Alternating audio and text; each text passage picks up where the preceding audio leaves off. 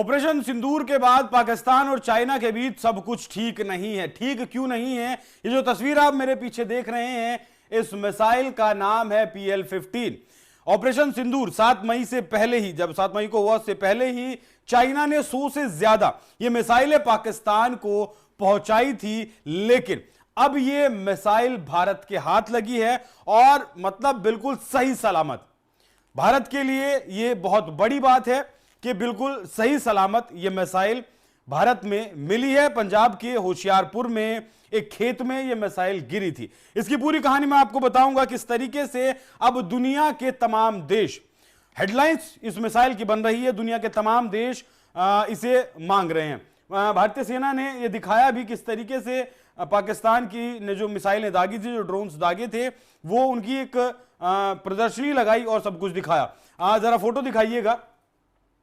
अब दुनिया में इस PL-15 की डिमांड्स है, India hits massive jackpot, discovers treasure that could win India future wars, Pakistan China on back foot now plans to. क्यों? क्योंकि ये साबुत बिल्कुल सही सलामत जो मिसाइल हिंदुस्तान को मिली है, अब हिंदुस्तान इसमें क्या कुछ है, किस तरीके से यह मिसाइल बनाई गई, किस टेक्नोलॉजी पर यह मिसाइल आधारित है, कैसे मिसाइल काम करती है, सब कुछ भारत अब इसके बारे में पता लगा सकता है। मतलब इसे आप रिवर्स इंजीनियरिंग एक तरीके से कह सकते हैं, जिस तरीके से दुनिया भर के 5 आइज जो देश हैं वो इस मिसाइल को इसीलिए मांग रहे हैं। India turn China's fearsome PL-15 missile into scrap. मतलब भारत ने इस मिसाइल को कबाड़ तो बना ही दिया, दुनिया की नजर में चाइना की सबसे बेहतरीन इस मिसाइल को कबाड़ बना दिया, और इसकी जो टेक्नोलॉजी है वो भी फिलहाल भारत के पास है। यही वजह है कि जो 5 आइज कंट्रीज हैं वो अब इस मिसाइल को भारत से मांग रही हैं।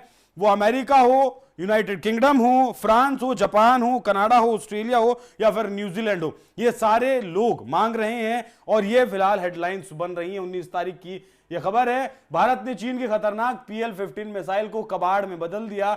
जानिए क्यों फ्रांस और जापान चाहते हैं इसके टुकड़े उन्हें दे दिए जाएं। इससे पहले इसके बारे में आप समझें, ये खजाना भारत के हाथ लगा है चाइना का। मैं दिखाऊंगा आपको कि ये मिसाइल इतनी जरूरी क्यों है।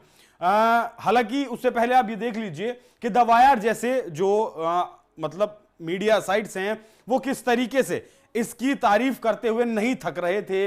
मैक 5 से अधिक गति से संचालित जो नाटो के थंडरबोल्ट 15 के रूप में वर्गीकरण को उचित ठहराता है। PL-15 का काफी हद तक पता न लगाने वाला साइलेंट किलर जैसे इसे नाम दिए गए। घरेलू संस्करण 200 से 300 किलोमीटर की मारक क्षमता रखती है, जबकि इसका निर्यात संस्करण PL-15E मतलब जो डोमेस्टिक वर्जन है PL-15 वो चाइना अपने लिए इस्तेमाल करता है, और जो एक्सपोर्ट वर्जन है उसका नाम है PL-15E जो पाकिस्तान को दिया गया। हालांकि खबर यह भी आई कि एक्सपोर्ट वर्जन चाइना ने पाकिस्तान को नहीं दिया, बल्कि जो खुद इस्तेमाल करता है वही वर्जन दिया है। JF-10C, पिछला तस्वीर दिखाइएगा। JF-10C लड़ाकू विमानों पर पाकिस्तान वायुसेना के साथ प्रयोग में है, ऐसा बताया गया। रिपोर्ट्स में ऐसा दावा किया जा रहा है कि JF-10 जो है पाकिस्तान के, उनके द्वारा ये मिसाइलें दागी गई थी। भारतीय वायुसेना और विश्व भर की अन्य वायु सेनाओं के लिए PL-15E का खतरा ऑपरेशन सिंदूर के दौरान उजागर हो गया, जब वास्तविक विश्व सैन्य गतिरोध में पाकिस्तानी वायुसेना द्वारा इसकी पहली परिचालन तैनाती की गई। सबूत के तौर पर भारतीय वायुसेना के एयर ऑपरेशन महानिदेशक एयर मार्शल AK भारती ने सोमवार को नई दिल्ली में प्रेस कॉन्फ्रेंस करके, अगली स्लाइड दिखाएगा, ये भारत के जो एयर मार्शल चीफ हैं उन्होंने बताया था किस तरीके से उन्होंने रिकवर ये की है। इसका जो पूरा किस तरीके से बनाई गई वो भी मैं आपको बताऊंगा, लेकिन भारत में भी इस मिसाइल की खूब चर्चा है और इस मिसाइल की खूब तारीफें भारत में भी की गई थी। चाइना में इसे बनाया गया है, बाकी जो सर्विस है, सर्विस में 2016 से ये है। मैन्युफैक्चरिंग जो इसकी कंपनी है चाइना एयरबोर्न मिसाइल एकेडमी है। वजन इसका 200 से 300 किलोग्राम है, लेंथ इसकी 13 फीट के आसपास है और डायमीटर 20.3 सेंटीमीटर है। Engine dual pulse solid propellant rocket, ये अब भारत के हाथ, इसकी मोटर वोटर जो इंजन जो ईंधन वगैरह इसमें लग रहा है वो सारा भारत के हाथ में फिलहाल है। ऑपरेशनल रेंज 200 से 300 किलोमीटर है। बाकी मैक्सिमम जो इसकी स्पीड है वो 5 मैक प्लस है। 5 मैक प्लस का मतलब आप ये लगा लीजिए कि जो आवाज की गति है उससे 5 गुना ज्यादा गति से ये चल सकती है। Speed guidance active radar homing system launch JF-20 से लॉन्च की जा सकती है, J-20 से, J-35 से, J-10C से, J-15T, J-16, JF-17 जो पाकिस्तान के पास है उससे भी ये जो है दागी जा सकती है। इसकी खास बात मिसाइल की क्या है? इसकी खास बात ये है कि ये डुअल ऑपरेशन पर चलती है। डुअल ऑपरेशन मतलब अगर इसे जो कमांड देकर भेजा गया है उस कमांड पर तो चलती ही चलती है, साथ में जो अवैक्स सिस्टम, जो अवैक्स रडार सिस्टम किसी भी देश का होता है वो भी इसे बीच में ऑपरेट कर सकता है। पिछली स्लाइड दिखाइएगा। ये वो कंपनी के शेयर हैं जो कंपनी PL-15 को बनाती है। जब ये 19 तारीख के शेयर्स हैं।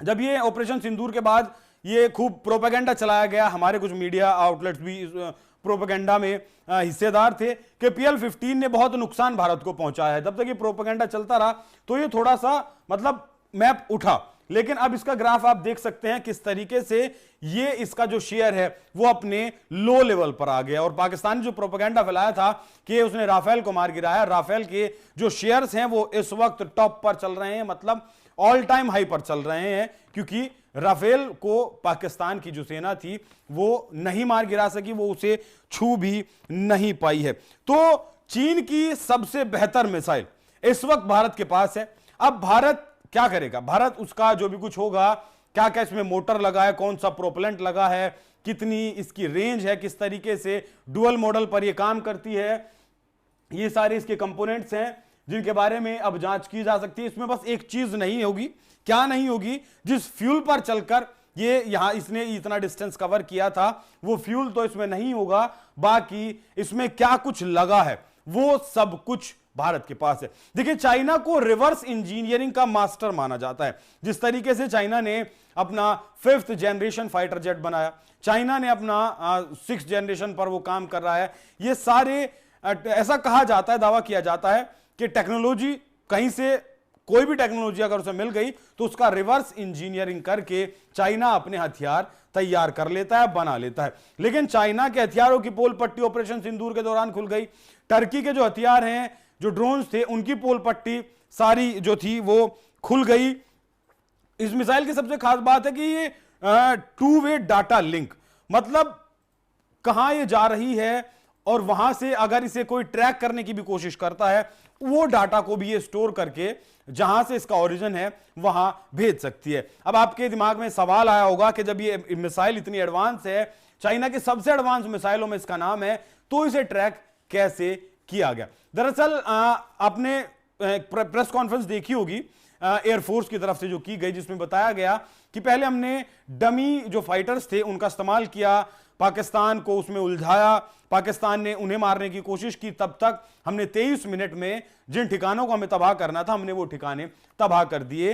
इसके पीछे सबसे बड़ा जो कारण था वो था एयर डिफेंस सिस्टम है HQ-9, उसे हमने जाम कर लिया था। इलेक्ट्रोमैग्नेटिक जो इनका तकनीक जो भी है उसके द्वारा हमने उसका सिस्टम हैक किया, जैम किया और उसके बाद हमने अपना काम किया। ठीक वैसे ही इस मिसाइल का जो सिस्टम है वो भी इलेक्ट्रॉनिक वॉरफेयर के जरिए उसे लॉक कर दिया गया, उसे सिग्नल्स नहीं मिले।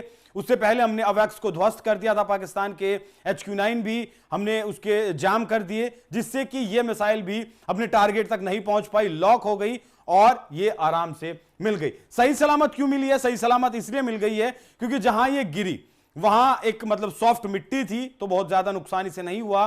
दूसरा, मैक 5 की स्पीड से चलने के बावजूद भी इसका जो बॉडी है, इसका जो शेल है वो इतना मजबूत बनाया जाता है कि उस हवा के दबाव को, उस हवा को ये झेल सके। बाकी जितनी भी इसकी टेक्निक्स हैं, टेक्नोलॉजी हैं, वो इस वक्त सारी भारत के पास है। अच्छा, इसमें एक खास बात और है मिसाइल में, अगर ये अपने टारगेट तक नहीं पहुंच पाती है तो ये खुद को डिस्ट्रॉय कर लेती है, जिससे कि दुश्मन देश के हाथ में इसकी टेक्नोलॉजी ना लगे। लेकिन जिस तरीके से हमारे सिस्टम ने इसे लॉक कर लिया था, इसके सिस्टम को जाम कर लिया था, उसकी वजह से मिसाइल खुद को डिस्ट्रॉय भी नहीं कर पाई है। तो पाकिस्तान ने ना चाहते हुए भारत के हाथ में चाइना का एक ऐसा खजाना दे दिया है जिसे चाइना शायद ही भारत को देना चाहता हो। और अब फाइव आइज जिस तरीके से इसकी मांग कर रही है, फाइव आइज देश आपस में टेक्नोलॉजी इंटेलिजेंस शेयर का काम करती हैं, जिसमें अगर ये जाती है, हालांकि अब ये भी मान लीजिए कि इतनी एडवांस मिसाइल बनाई है पाकिस्तान ने, माफ कीजिएगा चाइना ने, तो लंबे वक्त के लिए ही बनाई होगी। अब इसकी काट भारत ढूंढ सकता है जिस तरीके से यह मिसाइल भारत के पास आई है। अब देखना यह होगा कि पाकिस्तान से चाइना कैसे जवाब लेता है, क्योंकि उसकी सबसे स्मार्ट टेक्नोलॉजी भारत को उसने सौंप दी है। हालांकि पाकिस्तान को जो भी हथियार देता है, जैसा भी हथियार देता है, वो नाक कटवाई देता है पाकिस्तान। इससे पहले पैटर्न टैंक के मामले में भी अमेरिका की नाक कटवा चुका है। अब PL-15 मिसाइल के नाम पर उसने चाइना की नाक कटवाई। टर्किश जो ड्रोन आए थे उसमें टर्की की भी नाक कटवाई। तो 3-4 देशों की नाक पाकिस्तान कटवा चुका है, जिससे आप समझ सकते हैं कि पाकिस्तान की आर्मी, पाकिस्तान की सेना कितनी तो दिमागदार है, कितना उसकी टेक्नोलॉजी दिमागदार है। हां, हालांकि प्रोपेगेंडा फैलाने में वो लोग माहिर हैं। अब ऐसा लगता है कि चाइना जो बदला लेगा ना, उससे पाकिस्तान में आने वाले वक्त में हाहाकार मचने वाला है, क्योंकि 40 मिलियन युआन का लोन अभी सैंक्शन करवाया है, जिसमें से 30 लाख युआन तो पहले ले चुका है, 10 लाख युआन अब लिए हैं। उधर आपका IMF का कर्जा लगातार बढ़ता जा रहा है, और जो कर्जा है 26.3 बिलियन डॉलर से ज्यादा का उस पर कर्जा है, उसकी GDP का 63% से ज्यादा का उसके ऊपर कर्जा है। तो अब पाकिस्तान को चाइना छोड़ने वाला नहीं है। बाकी जिस तरीके से ये खजाना, जिसे खजाना ही कहेंगे, PL-15 भारत के हाथ लगी है, उसकी टेक्नोलॉजी पर अब भारत काम करेगा। उस पर आपकी क्या राय, कमेंट कर जरूर बताइएगा। नमस्कार।